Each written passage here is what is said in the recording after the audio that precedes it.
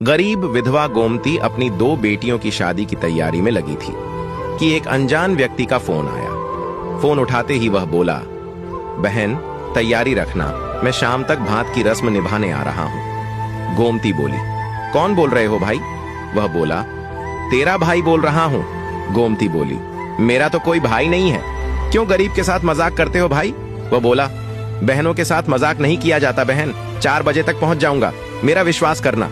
इतना कहकर उसने फोन काट दिया। गोमती की बड़ी बेटी बोली, कौन था माँ? वह उदास होकर बोली, नाम नहीं बताया बेटा, बोल रहा है शाम तक भात लेकर पहुंच जाऊंगा। बेटी शंकित स्वर में बोली, ये सब चाची करवा रही है माँ, कल तुम रोते हुए कह रही थी ना कि मेरे तो कोई भाई नहीं है, मुझे चुनरी कौन ओढ़ाएगा? तब चाची ने सुन लिया होगा, तेरे मजे लेने के लिए आज किसी से फोन करवा दिया। गोमती बोली, भगवान सब देख रहा है, कोई मुंह दुखियारी के साथ मजाक करेगा तो अपने कर्मों की सजा पाएगा। फिर गोमती अपने काम में लग गई। शादी में एक दिन ही बचा था। वह औरत होकर सब कुछ संभाल रही थी। गोमती के 3 संतान थी। बड़ी बेटी 22 साल की थी, उससे छोटी बेटी 20 साल की थी और एक 13 वर्षीय बेटा था। पति का 3 साल पहले बीमारी की वजह से निधन हो गया था। गोमती के एक देवर भी था जिससे बोलचाल बंद थी। इस कारण वह और उसकी पत्नी शादी में नहीं आ रहे थे। उसके कोई भाई नहीं था। पिता बहुत साल पहले भगवान को प्यारे हो चुके थे।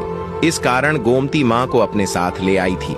माँ ही नहीं, गोमती की बूढ़ी सास भी उसी के साथ रहती थी।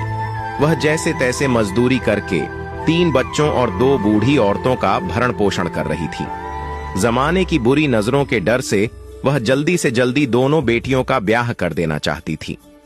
शादी में एक दिन बचा था कि अचानक उस अजनबी का फोन आ गया कि वह भात की रस्म निभाने आ रहा है। उस अजनबी की आवाज सुनकर पता नहीं क्यों गोमती का दिल कह रहा था कि वह आएगा, वह जरूर आएगा। गोमती की आर्थिक हालत ऐसी थी कि वह छोटा सा टेंट भी अफोर्ड नहीं कर सकती थी। आने वाले अजनबी भाई के स्वागत की क्या तैयारी करती? बचपन से लेकर अब तक एक कमी उसे हमेशा रुलाती थी कि उसके कोई भाई नहीं है। बच्चों की शादी के समय तो ये कमी शूल बनकर चुभने लगी थी। हर औरत की